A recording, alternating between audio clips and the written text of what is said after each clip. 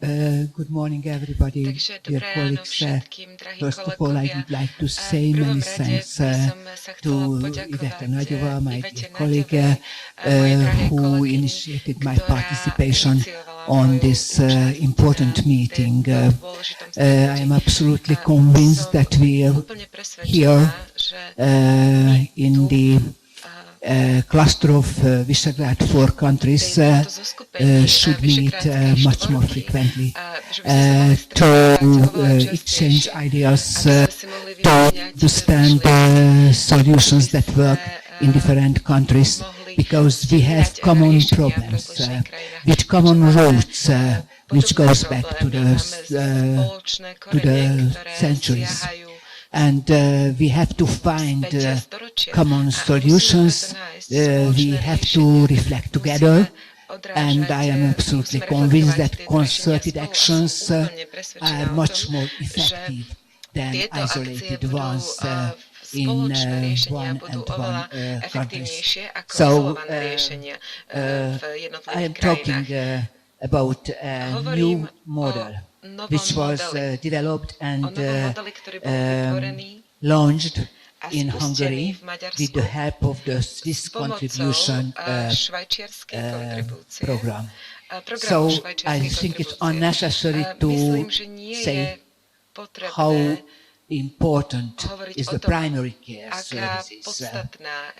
Just a few sides to underline this statement. That even 36 years ago, at the time of Alma Ata Declaration, the government agreed, fully agreed, that the primary care has an essential role in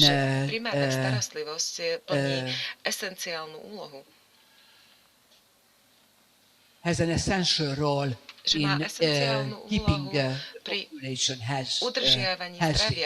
And it was clearly declared that governments have a responsibility for the health of their people, which can be fulfilled only by the provision of adequate health and social measures. And it was emphasized that it should be the main health problem should be addressed in the community, providing promotive, preventive, curative and rehabilitative services. So when celebrated the Alma Ata Declaration 1 years ago in Almaty, pred rokom, keď sme oslavovali deklaráciu Alma Ata, každý bol presvedčený o súčasnosti tohto dokumentu. Dokonca i dnes. Ak sa vrátim späť 6 rokov, môžem spomenúť Tallinskú chartu, ktorá takisto vyhlasuje, že efektívna primárna zdravotná starostlivosť je nevyhnutná pre propagovanie zdravia, poskytovanie platformy pre zdravotné služby v rámci komunít a rodín a pre intersektorálnu a interprofesionálnu spoluprácu a propagovanie zdravia. Pre nás všetkých myslím si, že zásadným dokumentom WHO je správa WHO. With the title Primary Health Care Now More Than Ever. Primárna starostlivosť teraz viac než kedykoľvek predtým. Na nešťastie je táto správa stále aktuálna a obávam sa, že bude stále aktuálna takisto zajtra.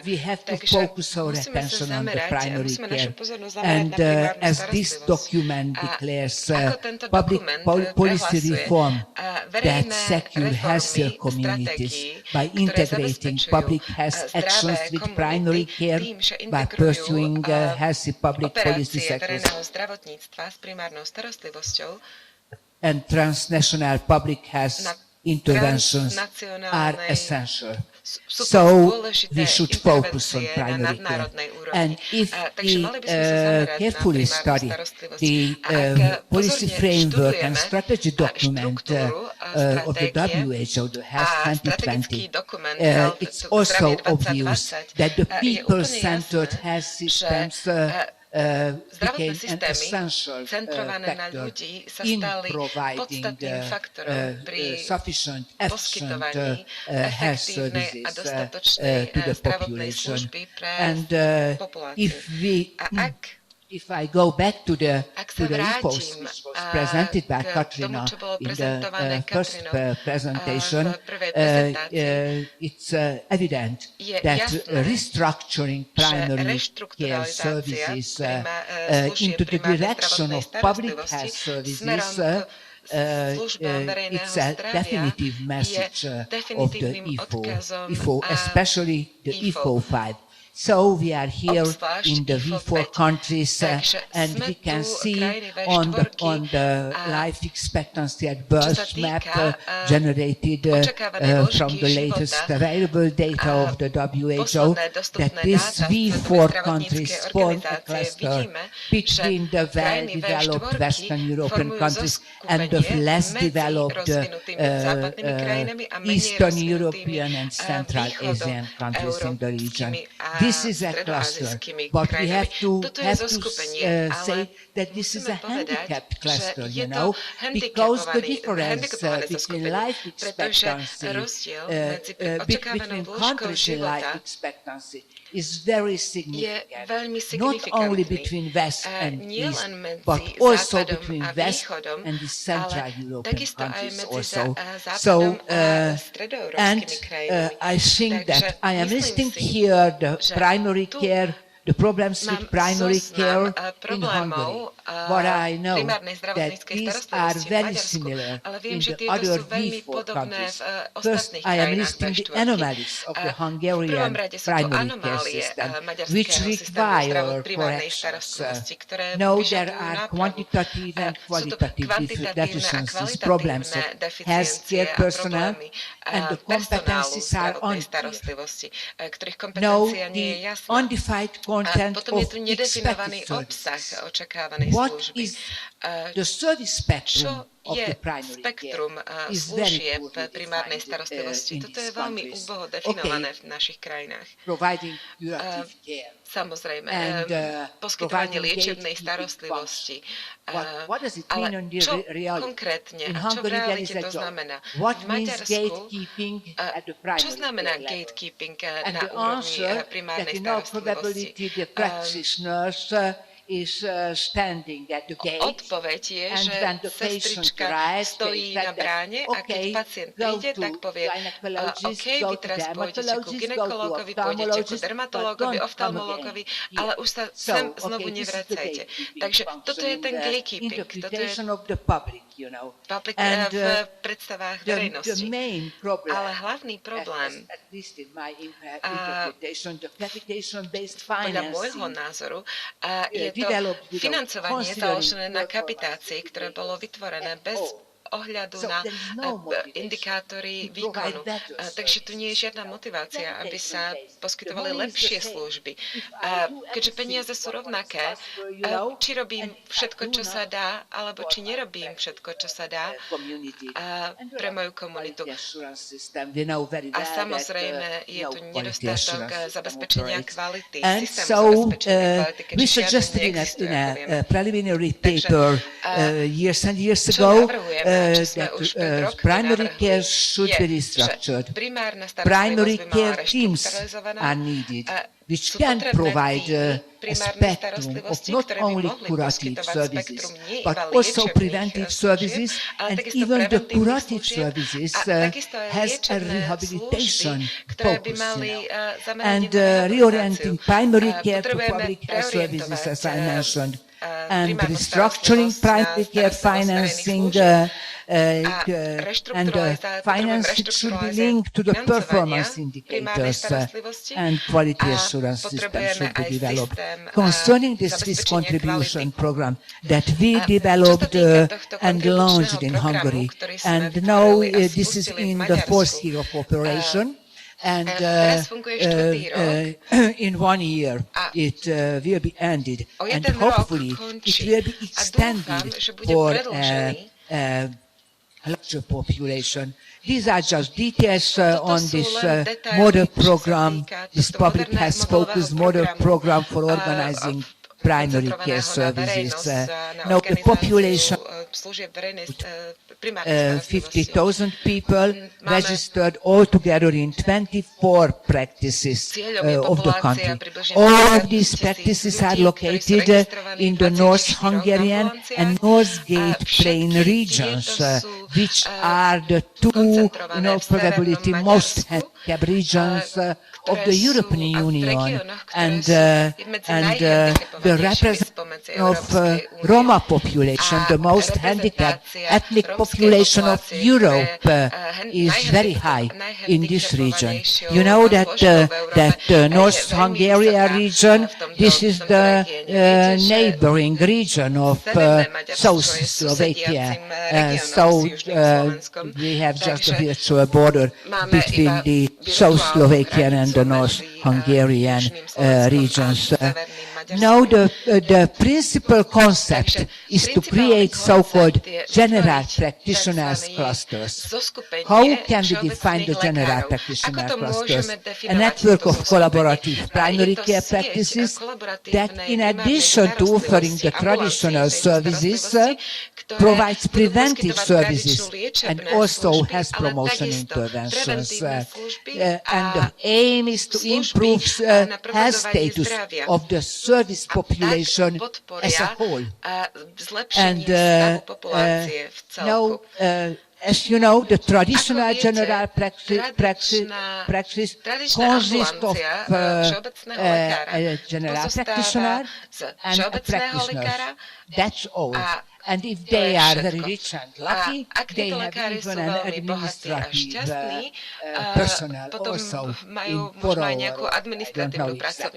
That's all. So the only one they can provide the curative services in very simple diseases, and to send people to the secondary level or even tertiary level of the healthcare services, which is much more expensive. But the definitive care is relatively rare at the level of this health service. So, as we suggested, these 6 general practitioners form together a praxis cluster, a general practitioner cluster, and they share commonly different other health personas as physiotherapists, health psychologist, dietitian, public health specialist, and community nurse, and distinct health visitor, which is responsible for the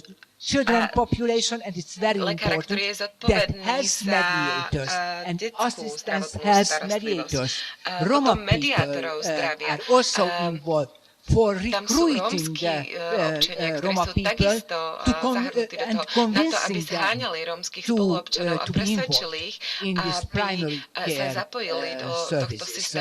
And what are the new services provided? Health promotion at community settings, health status assessment, medical risk assessment by the doctor on the basis of the results of health status assessment, which is physical examination, and also a questionnaire-based health behavior characterization, lifestyle counseling in the cases when it is necessary, and chronic care with rehabilitation focus. This is just the scheme of the general practitioners clusters, and it indicates the community of the 6 general practitioners team with the other shared health professionals, and it indicates that it serves the whole population, and the whole population with different strata of the population. Vulnerable and more vulnerable, and the most vulnerable stratum in the population, which are the children, the elderly population, and the Roma population, unemployed, so the lowest social layer of the population. Now, The entry point into this service program is the health assessment. You can see here the health assessment for adults and also for children.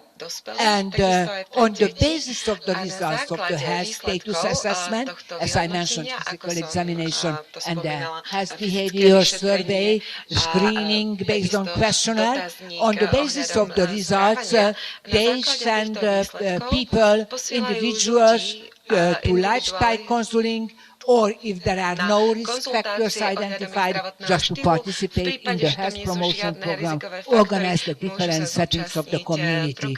And if there are definitive problems, there is a medical assessment and the general practitioner itself orient people to higher level services or to different lifestyle counseling and as the help of the dietitian or the physiotherapist, or in certain cases the health psychologist, because we have not only physical but mental problems a lot. It's unnecessary to say.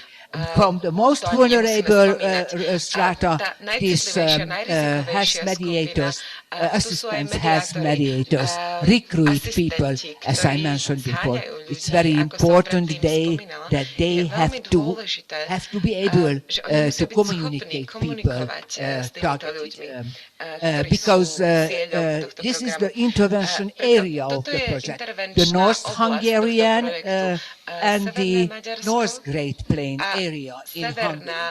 This is the most handicapped area, as I mentioned before, and you can see here the representation of the Roma population in different settlements of this region. You can see in blue that there are a lot of settlements with practically 100% Roma population. And in the other settlements, the representation of Roma population is increasing and increasing because, as you know well, our countries, the Visegrad countries, Hungary, Slovakia, the Czech Republic are among the countries with the highest representation of the Roma population. And you know, the very unfavorable environmental conditions in which they live, and you know, the unknown fertility rate, which is very high in the Roma population. This is just a tiny little Roma family in Sajokazán, in a settlement very close to the Slovakian border. You can see here the mother and the father, and all the others are the children and the grandchildren. So, how to estimate the fertility rate? We have no exact data about it, and we have no data about the health status of the Roma population, but it is evident that is less favorable than the health status of the general population. If we compare the randomly selected sample from the general Hungarian population and the Roma population, we can see that while 20% is the representation of the people aged over 65 in the general population, and it is only 3% in the Roma sample. So, and on the map you can see in the region, in the intervention area, that the mortality is much higher in the region where the Roma colonies can be found. Black dots indicate the Roma colonies here from an environmental survey. We know that the health behavior is less favorable. We know the very high smoking rate in the population, 75%, and you know that the pregnant women do not stop, even at the period of pregnancy. We carried out a health examinations were published in the European Journal of Public Health just a few months ago and clearly showed that the risk of diabetes and the risk of lipid metabolism disturbances is much higher in the Roma population, although we do not exactly the prevalence of diabetes and in the whole population. But in the sample, you can see that the prevalence of raised fasting plasma glucose level, it's over 27% in the Roma population compared with 15% in the general one. Just about the preventive services. Preventive services is provided Roma people also, but only in the case if it's not pricey, you know. So preventive services, if you need, for example, laboratory tests, are not frequently used in case of Roma people. We published it in the paper that I mentioned before. For example, measurement of glucose serum very essential. It's very rare.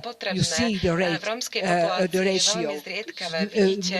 Much less frequent in case of the Roma people. So presently, at the present stage of this program, you can see how many percent of the population was screened in these general practices, and hopefully by the end of the program it reaches the 100% because this health assessment started only in the second year of the program.